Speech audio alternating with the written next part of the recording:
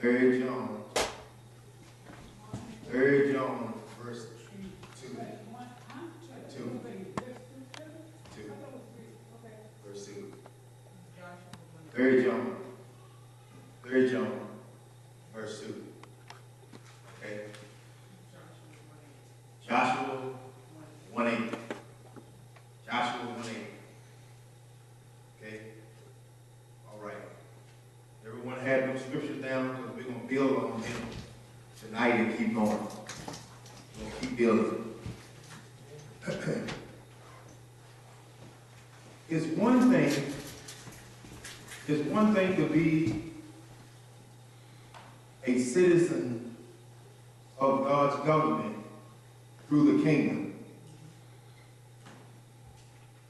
And then it's another thing as a citizen reaping the benefits, the privileges, and the rights that we have as citizens of his kingdom. Okay?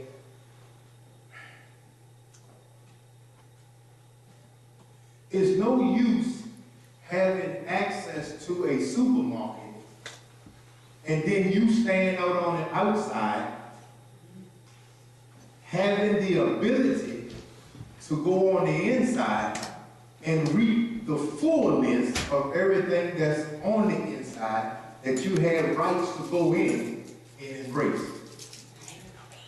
Amen?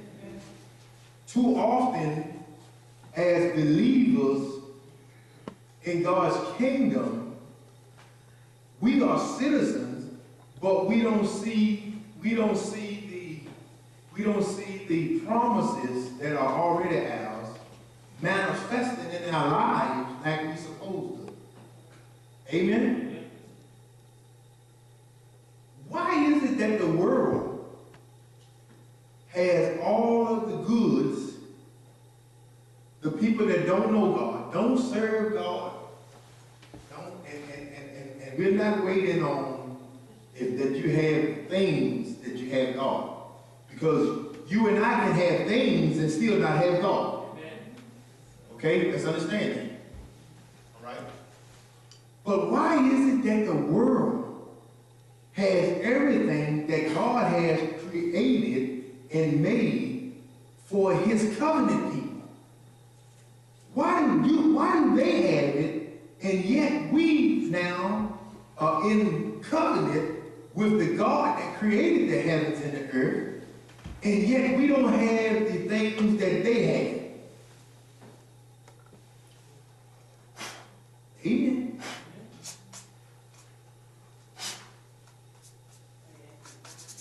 Yeah, y'all can charge anytime you want.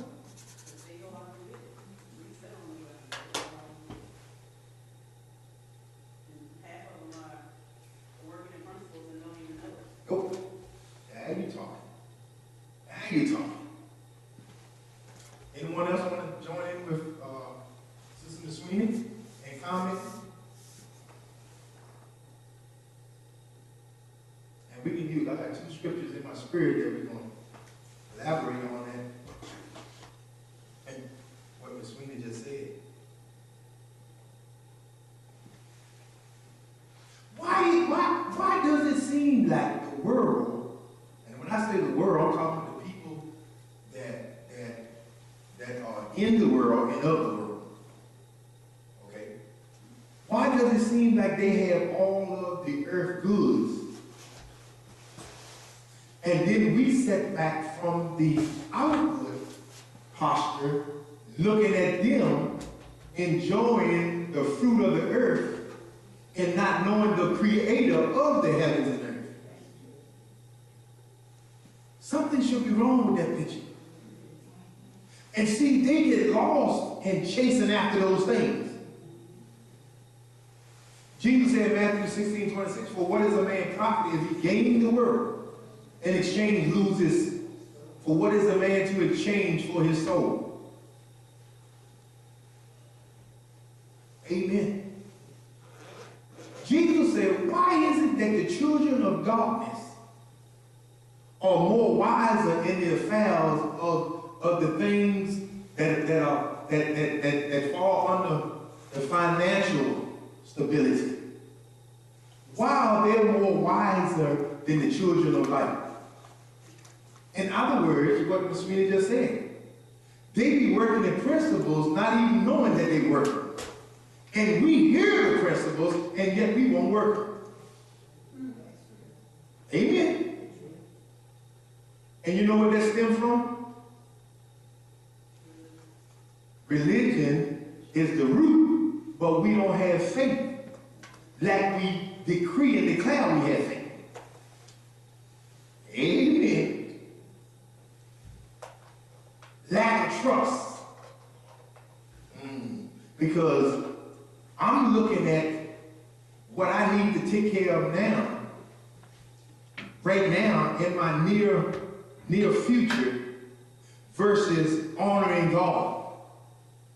And he already had taken care of my future, my present, and you know because he brought you from your past. But sometimes we don't have faith to embrace the promises of God. And we allow our circumstances and our people to talk us out of what we should be doing. The scripture says, a faithful man or woman will abide in blessings. Faithful man or woman means that they are releasing faith to trust and believe God for what now he has already said is theirs. Amen. Amen. Are y'all still here? Y'all still here? Oh my. Oh my. Y'all trying. Y'all come on. Y'all join in with Sweeney. Y'all comment on.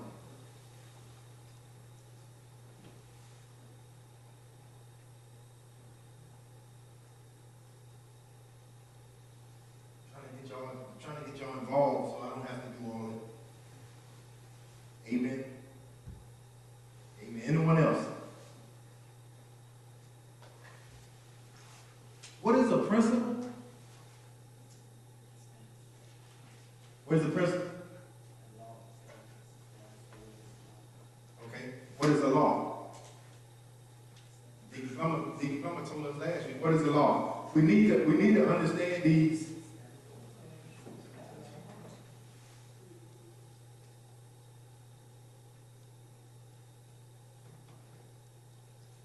What is the law?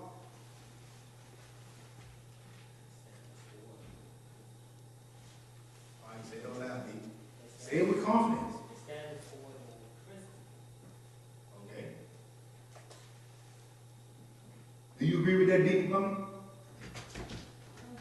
Okay. Anyone else have that written down somewhere? Anyone else have that written down somewhere? Sunday service because I missed it. Did you take it? Not now. Okay, not right now.